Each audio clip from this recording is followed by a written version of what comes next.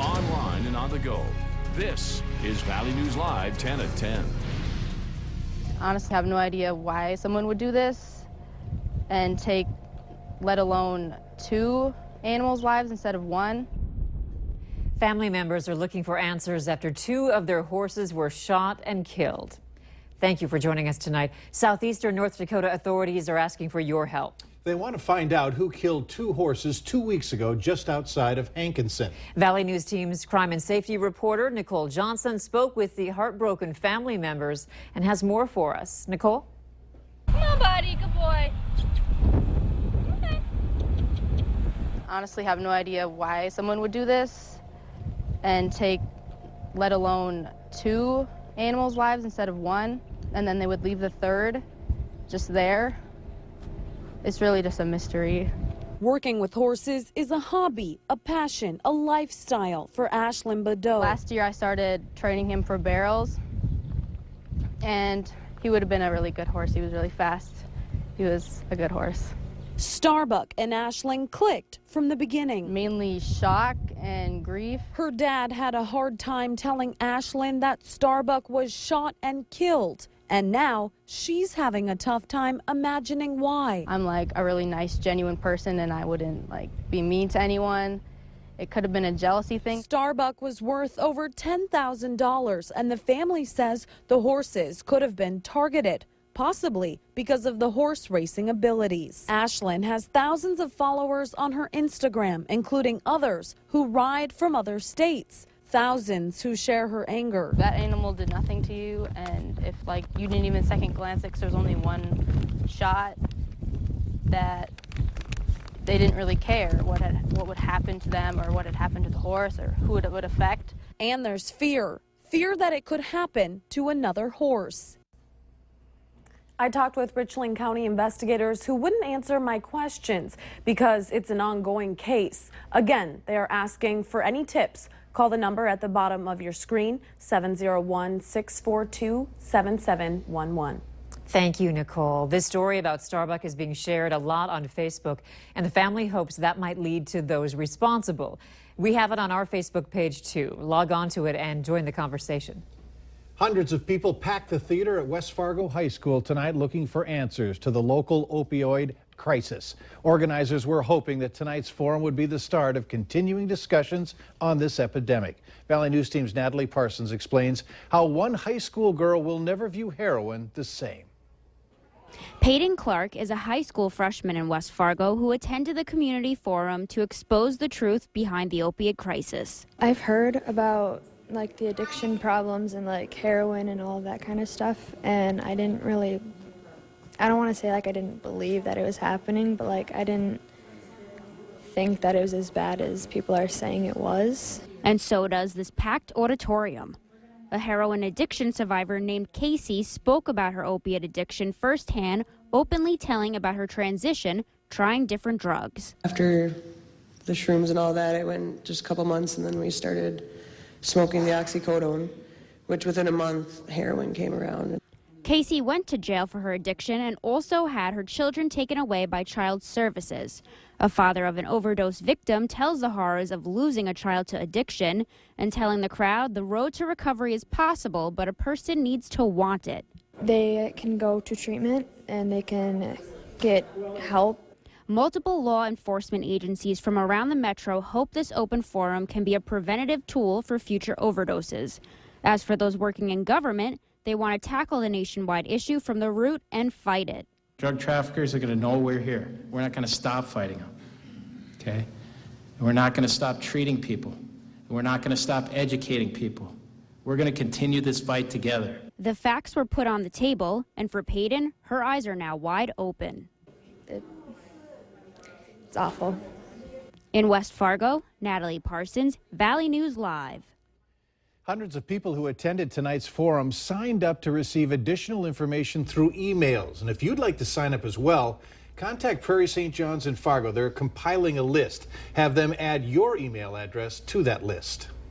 Chances are your cell phone is sitting next to you or is even in your hand right now. Are you checking it constantly? Many are. A recent study reveals the average person spends about 90 minutes a day staring at their phone screen. Valley News Team's Ashley Bishop shows you how you connect to your technology and how that could be impacting your life. We are just a swipe or a click away from unlimited information accessible almost anywhere. Has that accessibility sucked us in so much that we are addicted? We'll go to the park and there'll be the kids running around and the mom or dad will be sitting on their phone on the bench just kind of playing a game, and I've found myself doing that every now and again too. Father of two, Jeff Salmonson, says his 12-year-old son has had his phone for nearly 2 years and noticed a slight change. It was a little bit more distanced than it previously had been, but it wasn't overly bad. He would get into, I'll be playing a game and, hey buddy, let's go do this, or hey, can you grab the dishes for me, something like that, and it was just buried into the phone. A local mental health therapist says she too has seen more teenagers and children not know how to live and communicate without their cell phone. I am seeing adolescents when they are so in tune to their cell phone. Like I said, they're not developing those basic communication skills, and they are having difficulties having a conversation with another peer or a teacher because what they've learned is to communicate over text or through Facebook messages. Cell phone and internet addiction is not officially listed in the DSM, the Manual of Mental Disorders. But according to Pennsylvania doctor Kimberly Young, it is a real thing being treated and addressed overseas more than here in America. And she says studies suggest that 1 in 8 Americans suffer from problematic internet use. Where Americans are really seen as lagging behind. And so that's the problem, is that American culture tends not to, government doesn't want to pay for things. So basically you don't have government reimbursement of addiction. Even drug and alcohol sometimes is hard to get funded, much less internet and things that I think are seen as socially acceptable. Overseas, countries like China and Japan have inpatient care centers, along with internet fasting boot camps. Young says Korea established a master internet plan in 2002. Working directly with their children to not get so sort of binge-like about technology, to find more family relationships and strengthening those, where in America we really haven't done much at all. We've just kind of let it run wild. Dr. Young founded the Center for Internet Addiction in 1995. She started the first inpatient 10-day treatment program here in the U.S. The program is complete with a digital detox, similar to other detox programs, except the end goal isn't to eliminate the internet or cell phones from a person's life. It is to teach them moderation. Finding a healthy balance. So looking at dieting as a metaphor, but really cutting down the number of hours you consume. And then looking at digital nutrition, the kind of activities you do. I mean, most of the time people are not getting addicted to, making airline reservations. Young says parents and children need to work hard and monitor their own use. She adds the problem will continue to grow until the government recognizes there is an issue. Local therapist Seek says it is important for parents to set rules and expectations for cell phone usage. I always talk to parents about being a good role model and a good teacher for your child and adolescent. It's extremely important to model behavior that you expect and want. So if you're on your phone all the time and at meals you're on your phone, if you're texting when you're talking to your child and not having that face-to-face communication, your child is going to see that and they're going to repeat that behavior. Something Jeff Salmonson says he is aiming to do. He wants his children to not just live in the digital world, but the real world. I liked how I grew up. I think you built more personal relationships and you really got to know somebody a lot better in that. Ashley Bishop, Valley News Live.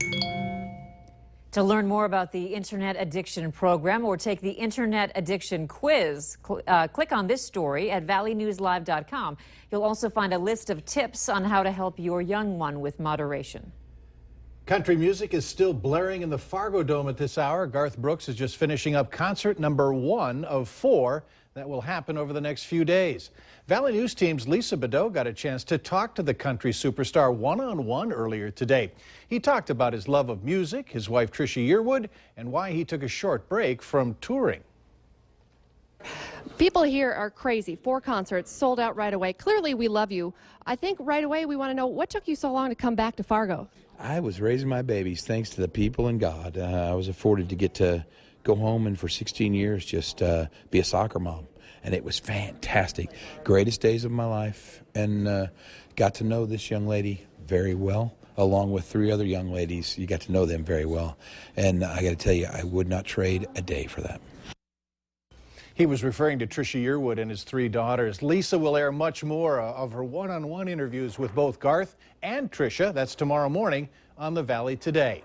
And turn to our Facebook page to read up on all things Garth. And remember to like Valley News Live on Facebook. You can follow the latest news, weather, and breaking news updates anytime on your feed. Just search Valley News Live, like our page, and you'll stay informed throughout the entire day.